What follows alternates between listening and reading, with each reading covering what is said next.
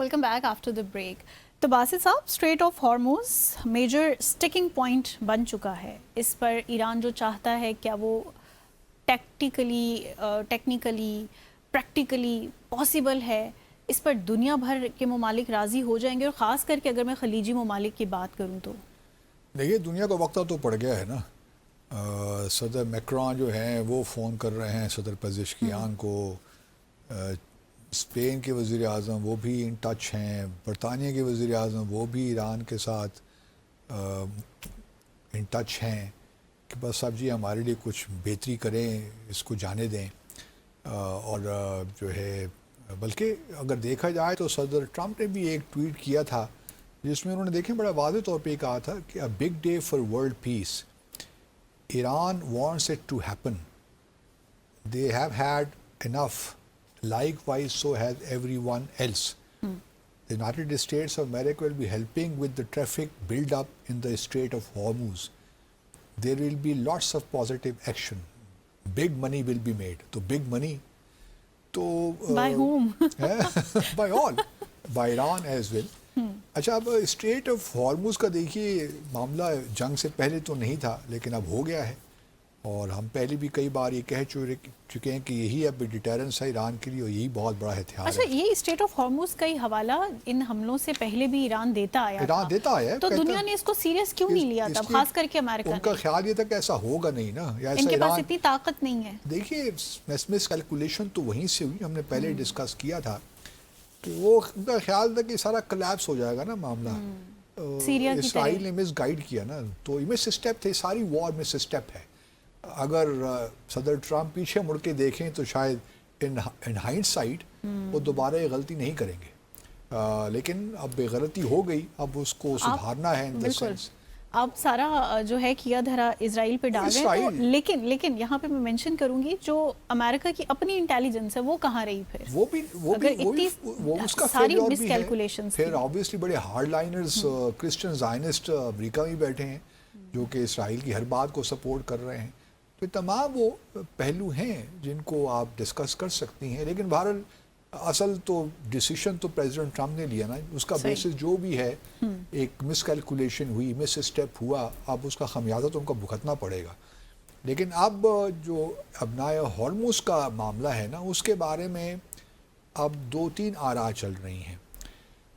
کچھ لوگ یہ کہہ رہے ہیں جو کہ آپ کہہ لیں کہ ایران مخالف ہیں یا ان کو ایران ایک آنکھ نہیں بھاتا کہ جی یہ کس طرح ہو سکتا ہے, یہ تو انٹرنیشنل واٹر وے ہے, جس طرح نیچرل واٹر وے ہے, تو ایران کا تو کوئی حق ہی نہیں بنتا. یہ کوئی پناما کینال تھوڑی ہے یا سویز کینال تھوڑی ہے کہ اس پہ وہ فی چارج کرے یا ٹول لگائے, اس کو مانیٹائز کرے ساری شپمنٹ کو اس کے تھرو. تو یہ تو ممکن ہی نہیں ہے. اور پھر یہ جو U N convention on the law of the sea ہے جو 1982 میں فائنل ہوا تھا, اور میرے خیال میں 1982 میں فائنل ہوا تھا, اور پھر 1992 میں کہیں جا کے اس پہ انٹر انٹو فورس ہوا تھا. تو اس کے مطابق تو ایسی کوئی بات ہو ہی نہیں سکتی. لیکن میں تھوڑا سا میں نے ریسرچ کی اس بارے میں, تو مجھے جو ہے نا اس کے متعلق اس جو United Nations convention on the law of the sea جو ہے, اس میں آرٹیکل 37 سے لے کر 34 تک جو ہے وہ اپلائی ہوتا ہے اسٹریٹ آف ہارموز پہ. اب اسٹریٹ آف ہارموز دیکھیے ایک خاص جگہ پہ آ کے نا, جو اسٹریٹ ہے نیروسٹ پوائنٹ جو ہے اس کا وہ آپ کہہ لیجیے کہ 21 ناٹیکل مائلز ہے. اور یہ جو 21 ناٹیکل مائلز ہیں یہ بن جاتے ہیں ٹیریٹوریل واٹرز ایران کے اور عمان کے. یہ ہائی سیز نہیں ہے یا انٹرنیشنل واٹرز نہیں ہیں جس طرح بہت سے ممالک کلیم کر رہے ہیں اپنے نقطے کو اپنے آرگومنٹ کے دفاع میں. اب جب اس قسم کی صورتحال ہو کہ ٹیریٹوریل واٹرز میں آپ نے اپنے شپس کرنے ہیں یا ٹینکرز بھجوانے ہیں, اس کے تھرو جانے ہیں, تو پھر اس میں آرٹیکل 37 سے 44 اپلائی ہوتا ہے. اس میں یہ جو ہے نا فریڈم آف نیویگیشن اپلائی نہیں ہوتا, اس میں ٹرانزٹ پیسج کا لفظ استعمال ہوا ہے. Transit passage through territorial waters of coastal states, جس میں اس کیس میں عمان ہے اور ایران ہے. اور اس میں یہ کہا گیا ہے کہ coastal states gives the transit passage, gives coastal states regulatory authority over sea lanes. تو یہاں پہ ایک انٹرسٹنگ ڈیبیٹ ہے. بالکل. اور پھر ایک اور بات بھی یاد رہے کہ ایران یہ جو کنونشن ہے سائن تو کیا ہوا ہے لیکن ریٹیفائی نہیں کیا. مانیے کہ وہ اس کا پارٹی نہیں ہے, وہ اس کنونشن کو مانتا ہی نہیں ہے, تو ایران پہ تو یہ لاگو ہی نہیں ہوتا. اس کا مطلب یہ ہوا. لیکن بہرحال چلیے, بعض اوقات ایسا ہوتا ہے کہ بہت سے ممالک بہت سی انٹرنیشنل ٹریٹیز یا کنونشن کو سائن نہیں کرتے یا ریٹیفائی نہیں کرتے, لیکن ایک انٹرنیشنل نارم بن جاتا ہے. مثال کے طور پر نان پرولیفریشن کا ایک نارم تو بن گیا ہے نا. اسی طرح اگر آپ دیکھیے تو نیوکلیئر ٹیسٹنگ کا بھی ایک نارم بن گیا اس کے اگینسٹ. وہ کہ پاکستان نے دونوں ٹریٹیز ہم نے سائن نہیں کی ہوئی, لیکن ہم ان کو آبزرو کرتے ہیں. ہم بھی چاہتے ہیں کہ نان پرولیفریشن نہ ہو, نہ ہاریزونٹل خاص طور پہ, ورٹیکل تو خیر ہوتی رہتی ہے, وہ ایک ڈائنامک پروسیس ہے. لیکن ہم این پی ٹی کا ممبر نہیں ہے, پارٹی نہیں ہے, لیکن ہم این پی ٹی کی بہت سی چیزوں کو امپلیمنٹ کرتے ہیں. تو اسی طرح ایک انٹرنیشنل نارم بن جاتا ہے. تو یہ بھی ایک انٹرنیشنل نارم کے طور پر بہت سی ایسی شقیں ہوں گی جس کو ایران آبزرو بھی کرتا ہوگا. صحیح. اور ایران نے دیکھیے نا اس جنگ سے پہلے کبھی پرابلمس تو کریٹ نہیں کیے. جس طرح آپ نے پچھلے سیگمنٹ میں کہا یا اس سیگمنٹ میں کہا, ایران نے تو باقاعدہ پہلے سے وارن کر دیا تھا کہ اگر آپ نے ہم پہ حملہ کیا تو پھر ہم اسٹریٹ آف ہارمز کو بند کر دیں گے. جی. تو یہ تو امریکہ کو چاہیے تھا نا کہ پہلے سوچتا کہ اگر ہم یہ جنگ کرنے جا رہے ہیں تو اس کی امپلیکیشنز کیا ہوں گی.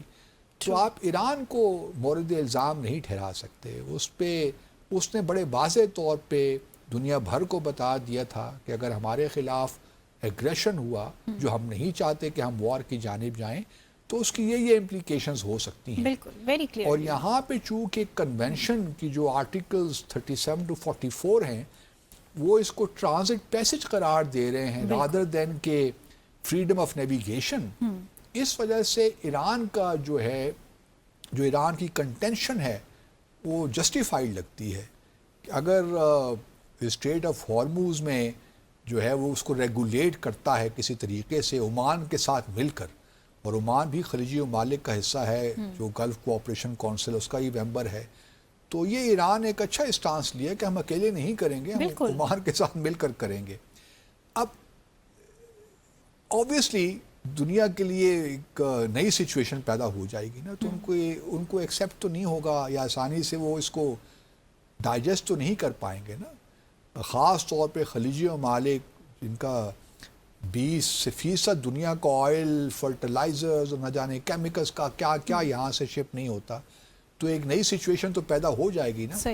لیکن میرا اپنا خیال یہ ہے کہ ایران شاید اس پہ بھی زیادہ انسسٹ نہ کرے ان چیزوں پہ بھی. حالانکہ ایران نے بڑے واضح انداز سے کہا ہے کہ اب اسٹیٹس کو اینٹی ریسٹور نہیں ہو سکتا, اب یہ صورتحال بدل جائے گی. تو ایران اس کو ریگولیٹ تو کرے گا کسی نہ کسی حد تک, لیکن ممکن ہے جو اس وقت ایران ایک نامنل فی رکھ دے کچھ عرصے کے لیے, جب تک کہ وہ ریپریشنز اس کے پورے نہیں ہو جاتے, جو ریکنسٹرکشن اب وہ کب تک ہوتا ہے, یہ سارا اب ایک اوپن اینڈڈ معاملہ ہے. اب اس کے بارے میں کچھ نہیں کہا سکتا. لیکن یہ ایک بہت بڑی جو ہے ایران کی پہلی کنڈیشن کچھ خبروں کے مطابق یہی ہے کہ فل ساورینٹی اس کی مانی جائے اسٹریٹ آف ہارموز میں, اور اس کے بعد complete war reparations, unconditional release of frozen assets اور durable ceasefire across the region. تو یہ 4 شرائط ہیں جو ایران نے بقول رپورٹڈلی پیش کی. ہم اس کو کنفرم نہیں کر سکتے, لیکن بہرحال یہ ہے. تو اب نائے ہارموز اس وقت ایک ایسا ہے معاملہ, لیکن مجھے لگتا ہے کہ انٹرنیشنل پریشر بڑھے گا تو شاید ایران کہیں نہ کہیں فلیکسیبلٹی دکھا دے. آفٹر آل ایران کی بھی اب خواہش ہوگی کہ وہ make a new beginning with the world, اور اپنے آپ کو مین اسٹریم کر rather to remain a pariah state. وہ بھی اس کے حق پہ تو نہیں ہے نا. تو اکنامک حالات کافی بہتر ہونے کی امید ہے اگر یہ مطالبے پورے ہو جائیں, ایران کے حق میں ہو جائے فیصلہ. سو ناظرین, یہاں لیں گے مختصر سا وقفہ اور بریک کے بعد واپس آئیں گے, شامل کریں گے ایک اور اہم موضوع. ہمارے ساتھ رہیے گا.